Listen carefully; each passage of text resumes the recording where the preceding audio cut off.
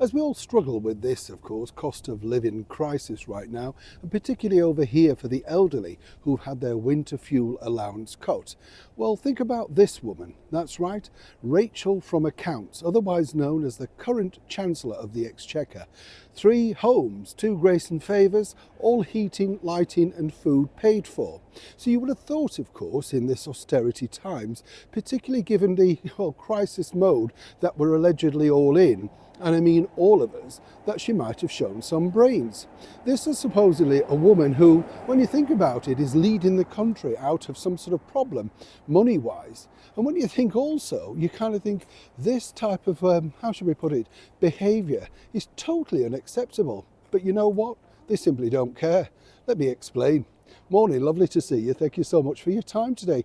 As I said, so we'll have a lovely wave. Nice to have your company. By the way, you do sort of think, how stupid are these people? We're talking, of course, about Rachel Reeves, the current Chancellor of the Exchequer. Only a few months back after entering power, it was emerged that so many people had had their, hands in the till, as it were, by getting all of these freebies, starting with, of course, free Keir Starmer. Not only the suits and everything paid for by his loyal assistant, Lord Ali, but then it emerged that, Rachel Reeves too, everybody wanted to go and see Taylor Swift, and so consequently these free tickets were thrown around like confetti. All the while they've attacked the opposition, talking about private planes. Then you have this, the Foreign Secretary David Lammy spending X amount just on tea, coffee and biscuits. You couldn't make this rubbish up. Now, here's where it gets really interesting, because she's been caught out, as ever we have to say for some reason, allegedly, but caught out once again accepting a free corporate box to go and see the pop star Sabrina Carpenter.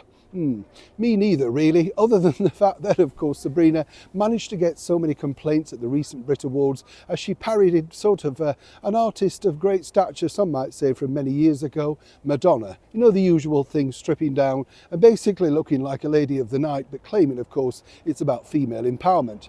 So why did Rachel want to go and see her? Well, that's the hazy bit right now. One might suspect, of course, she took her daughters. Either way, that's exactly what it looks like on the tickets, which went up to £1,000 plus.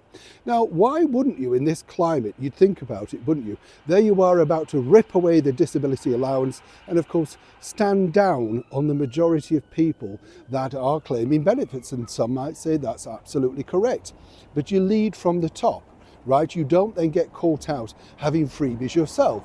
And as I pointed out, what's fascinating about this was, this is a woman who stood for everybody in female empowerment, this sort of thing, the WASPy women, all of that.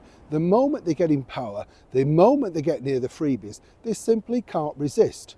Now, Rachel, as you know, can't remember exactly how many years she actually worked as an economist, or indeed at the Bank of England, so she can't get those figures right. Seemingly, the only figure that she can add up is the figure free, because time and time again, this is the only one that seems to add up, normally against her favour. Everything else, well, we just have to trust her.